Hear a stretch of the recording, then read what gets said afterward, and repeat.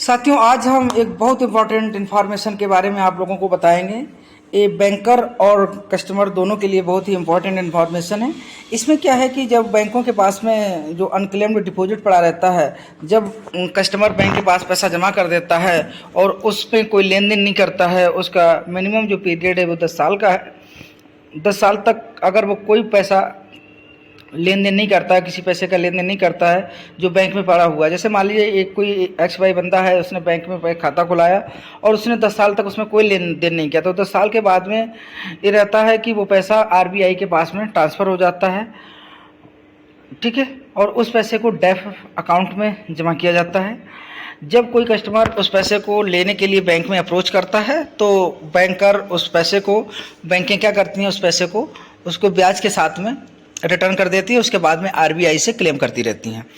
तो इसमें एक दिक्कत ये आती थी कि पैसे को क्लेम करना थोड़ा, मतलब पैसे की जानकारी, एग्जैक्ट जानकारी लेना थोड़ा मुश्किल होता था। तो इसके मद्देनज़र आरबीआई ने एक ऐसे पोर्टल को लॉन्च किया है जिसका नाम इन्होंने उद्गम पोर्टल दिया है। इस पोर्टल के माध्यम से क्या होगा कि जो भी कस्टमर्स हैं वो अपने डिपॉजिट को, जो अनक्लेम्ड डिपॉजिट है, जिसको उन्होंने 10 साल से क्लेम नहीं किया है, तो उसको वो ऑनलाइन जा कर के अपने मोबाइल नंबर से लॉगिन करके पूरी तरह से उसको सर्च कर सकते हैं। इससे बैंक और कस्टमर के बीच में एक ट्रांसपेरेंसी बढ़ेगी। ट्रांसपेरेंसी के साथ साथ ही मतलब कस्टमर का बैंक के प्रति, बैंकों के प्रति विश्वसनीयता मजबूत होगी, यानी विश्वास मजबूत होगा और उनमें जो कस्टमर और ग्राहक, बैंकर और जो कस्टमर के बीच की जो संबंध हैं वो मजबूत होंगे।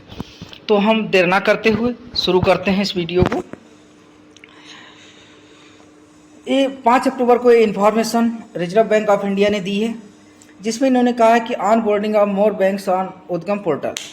शुरुआती फेज में जो उद्गम पोर्टल लॉन्च किया गया था अगस्त महीने में, तो उस समय केवल 7 बैंकों के लिए इन्होंने कहा था कि 7 बैंकों का डेटा ही अनक्लेम्ड डिपॉजिट का जो था वो उस पर पोर्टल पे अपलोड किया था, 7 बैंक का ओनली। लेकिन अब इन्होंने 5 अक्टूबर को क्या किया, 30 बैंकों का डेटा अपलोड कर दिया, यानी 30 बैंकों का डेटा इस बैंकों में मिल जाएगा।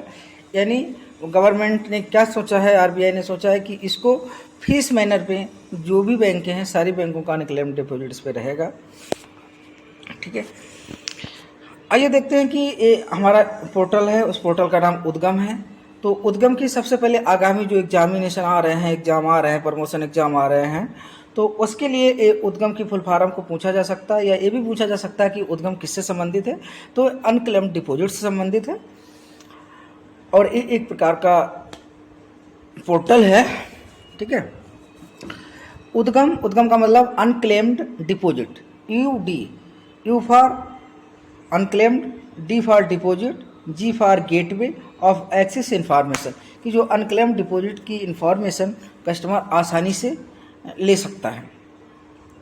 17 अगस्त को इसको लॉन्च किया गया था और इसका जो मुख्य उद्देश्य था वो यही था कि कस्टमर को अपने अनक्लेम्ड डिपॉजिट की घर बैठे जानकारी रहे।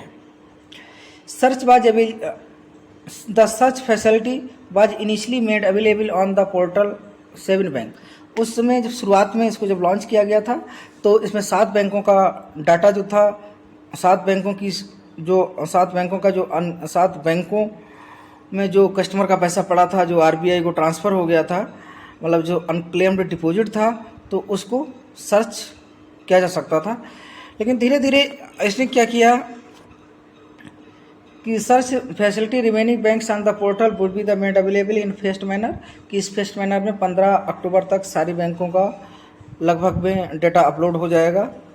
The members of public are hereby informed, इसमें पब्लिक को आगाह किया जाता है, पब्लिक को ये सूचना दी जाती है कि वो 30 बैंकों का data has been made available on 28 सितंबर तक मतलब पब्लिक को ये सूचना दी जा रही है कि वो 28 सितंबर तक 30 बैंकों का डेटा अपलोड कर दिया गया है। अगर इन 30 बैंकों में अगर किसी भी कस्टमर का कोई अकाउंट है, उनकी हम नेक्स्ट वीडियो में पूरा बताएंगे कैसे सर्च करेंगे, और उसमें हम 30 कौन सी बैंकें अभी इन्होंने ऑनलाइन की हैं, किन किन 30 बैंकों का डेटा अपलोड किया है, उनके बारे में भी हम जानेंगे। नेक्स्ट वीडियो हमारा अवश्य देखें ताकि आप सर्च बेहतर तरह से कर पाएँ।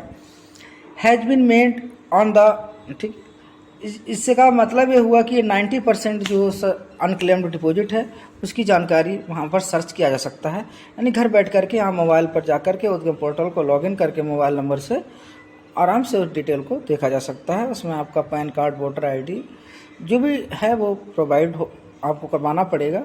इसका हम लाइव वीडियो दिखाएंगे आपको। थैंक यू दोस्तों। अगर हमारा वीडियो अच्छा लगा हो प्लीज़ लाइक, कमेंट, शेयर अवश्य करें।